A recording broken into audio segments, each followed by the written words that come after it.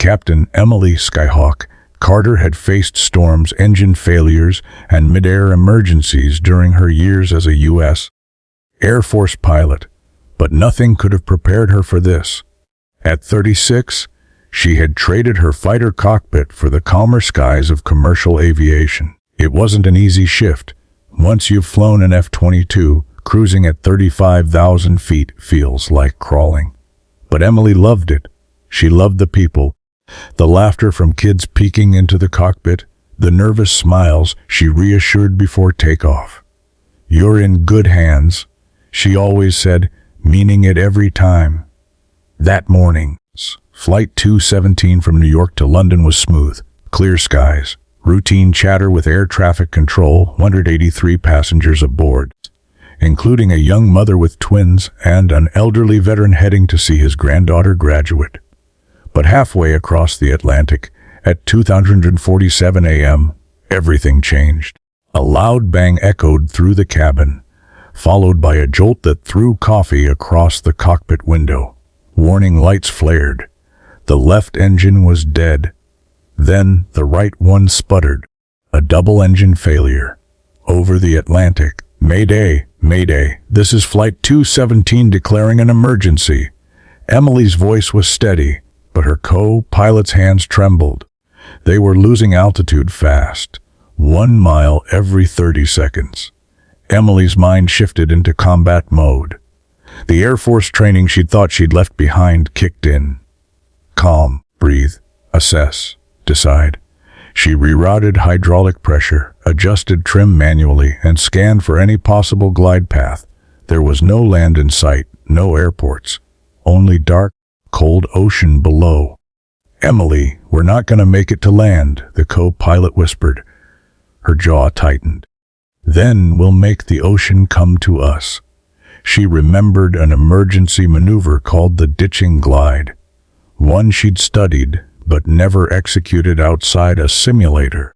It meant controlling descent perfectly, touching down on water like a bird landing on glass. One mistake, and the plane would break apart. In the cabin, passengers prayed, cried, and held hands.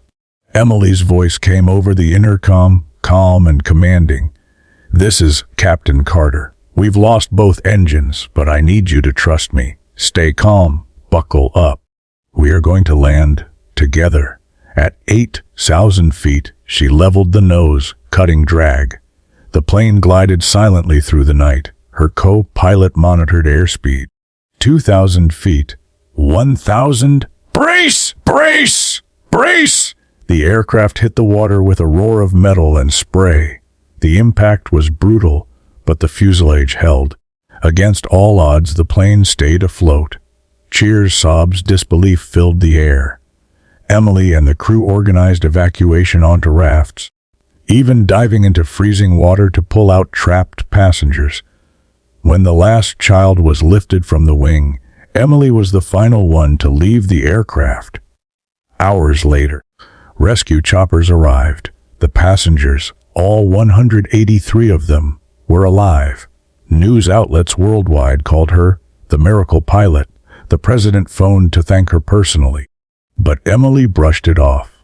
"I just did my job," she said. A week later, back home in Virginia, she received an unexpected call from the Air Force base she'd once served. They invited her to an honorary flyover ceremony. She hesitated until she heard why.